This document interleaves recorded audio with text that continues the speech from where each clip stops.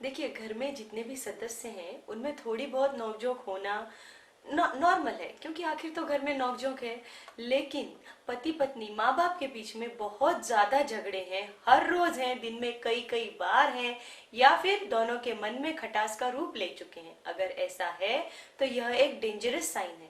Actually बच्चों के लिए यह एक स्लो पॉइजन है। जैसे अगर हम किसी को स्लो पॉइजन दें तो कुछ समय बाद ये एक बहुत बड़ी बीमारी का रूप ले सकता है। उसी तरह दिन और रात हमेशा बच्चों के सामने माँ बाप के झगड़े एक बहुत बड़ा बीमारी बनकर उभर सकती है बच्चों के लिए, या उनका भविष्य बर्बाद कर सकती है। तो पेरेंट्स के झगड़ों के ऊपर अपन उनको उनको 4 टाइप में डिवाइड कर सकते हैं। जैसे नंबर 1 टाइप के पेरेंट्स, ये पेरेंट्स बहुत ज्यादा झगड़ा करते हैं, दिन और रात झगड़ा करते हैं, और हम एक दूसरे से बिल्कुल भी खुश नहीं है। ये दोनों डिवोर्स ले चुके हैं या अब डिवोर्स लेने वाले हैं। 2 टाइप के पेरेंट्स, ये झगड़ा तो नहीं करते, लेकिन इन दोनों के बीच में हमेशा कुछ टेंशन बना रहता है। और जैसा कि हम डॉक्टर आशीष पहले समझा चुके हैं कि हमें बच्चे बहुत नजदीकी से देख रहे हैं, और इन चीजों से बच्चों के ऊपर 100% नुकसान होता है। 3 नंबर के पेरेंट्स बिल्कुल आइडियल पेरेंट्स, कभी झगड़ा नहीं करते। माँ का अलग स्टेट है घर में, एक पिताजी का अलग है, बिल्कुल बढ़िया पेरेंट। लेकिन इनसे भी ज्यादा अच्छे हम कहेंगे कि 4 नंबर के पेरेंट्स, 4 टाइप के पेरेंट। वो पेरेंट्स कैसे होते हैं? ये पेरेंट्स अपना मतलब दोनों के बीच में नोकझोंक तो होती है, दोनों अगर किसी पॉइंट पे उन दोनों के बीच में डिफरेंसेस हैं तो वो भी बराबरी का रखते हैं, लेकिन इन दोनों के झगड़े लंबी देर तक नहीं चलते। ये दोनों आपस में जल्दी ही सेटलमेंट करके जल्दी बिल्कुल नॉर्मल हो जाते हैं। तो इससे क्या बच्चे ये सीखते हैं कि हमारे अगर किसी के साथ डिफरेंसेस भी हैं तो भी रिश्ते खत्म नहीं होते, रिश्तों में मिठास पहले की ही तरह बराबर बनी रहती। पेरेंट्स के झगड़ों का बच्चों के ऊपर कई इफेक्ट होते हैं। उनको हम कह सकते हैं कुछ इमीडिएट इफेक्ट होते हैं और कुछ लॉन्ग टर्म इफेक्ट होते हैं। तो माँ बाप के झगड़ों के वक्त जो इफेक्ट होते हैं वो इमीडिएट इफेक्ट। तो इन इफेक्ट में हम क्या देख सकते हैं? तो बच्चे इमोशनली इनसिक्योर फील करते हैं, बच्चे परेशान हो जाते हैं। कई बार पेरेंट्स के झगड़ों का रीजन उनका ईगो, उनका डोमिनेंस तो होता ही है, लेकिन कई बार बच्चों के परवरिश के बारे में उनके डिफरेंसेस ऑफ ओपिनियन भी ट्रिगर जैसा वर्क करते हैं। और ऐसे वक्त बच्चे अपने आप को गिल्ट फील करते हैं। कई बार उन्हें समझ में नहीं आता कि हम किसकी साइड लें या हम रिएक्ट कैसे करें, या फिर कई बार वो कंफ्यूज रहते हैं कि अब हम इस सिचुएशन में कैसे रिएक्ट करें। तो पेरेंट्स में अगर इसी तरह झगड़े कई बार होते रहे तो इसका इफेक्ट स्लो पॉइजन जैसा रहेगा बच्चों के ऊपर।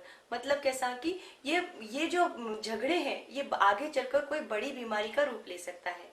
जैसे जैसे फिजिकल में आएगा headache, repeated abdominal pain, acidity, migraine.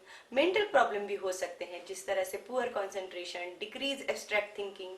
Emotional problem जैसे temper tantrum, shy nature, low self esteem और एंजाइटी। और इन बच्चों को हमेशा डर लगा रहता है कि कहीं हमारे माँ बाप डाइवोर्स न ले लें, एक दूसरे से अलग न हो जाए। यूरोप में जुवेनाइल केसेस की स्टडी की गई कि भाई इतनी कम उम्र में, मतलब 18 साल के पहले ये बच्चे क्राइम की तरफ मुड़े क्यों।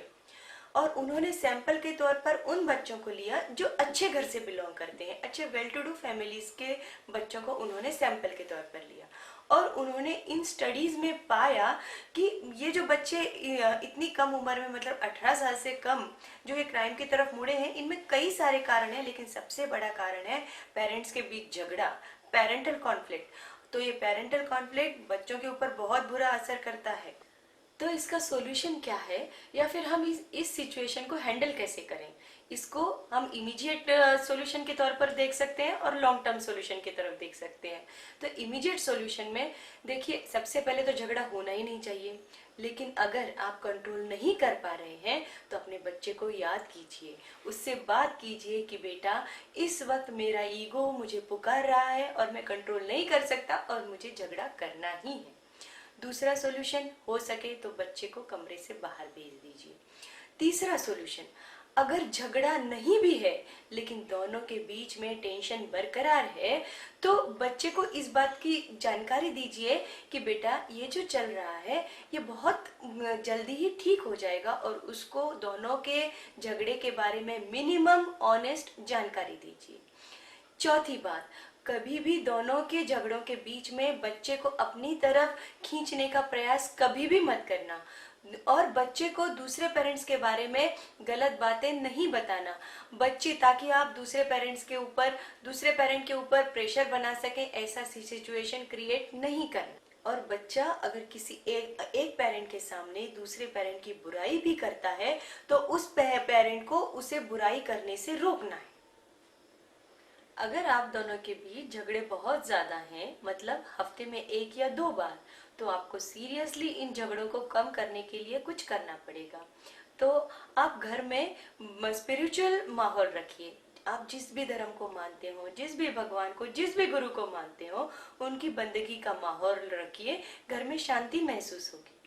हो सकता है ये लेक्चर सुनने के बाद आपके झगड़े कम हो जाएं, या फिर आप किसी घर के ही सीनियर मेंबर की हेल्प ले सकते हैं, जिसको आप दोनों ही फील करते हैं कि वो न्यूट्रल पर्सन है। ऐसा ना हो सके तो आप किसी प्रोफेशनल कंसल्टेंट की हेल्प ले सकते हैं। और आप खुद भी अपने आप को इन झगड़ों से डाइवर्ट करने के लिए अपने आप को मेडिटेशन कर सकते हैं, योगा कर सकते हैं, या फिर अपने आप को किसी हॉबीज में, किसी आपके पुराने शौक में इन्वॉल्व कर सकते हैं।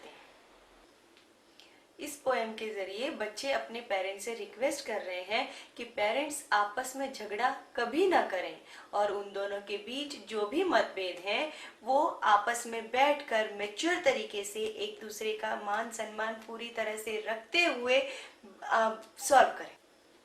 अधिक जानकारी के लिए आप हमारी बुक्स पढ़ सकते हैं, जैसे 0 से 1 साल के लिए नवजात शिशु संगोपन, 2 से 6 साल के बच्चों के लिए हसत खेलत बाल विकास, 6 से ऊपर के बच्चों के लिए बाल संस्कार, और साथ ही हमारी 2 सीडीज भी हैं, जैसे कि चर्चा मम्मी पापा से और प्रश्न आपके उत्तर हमारे।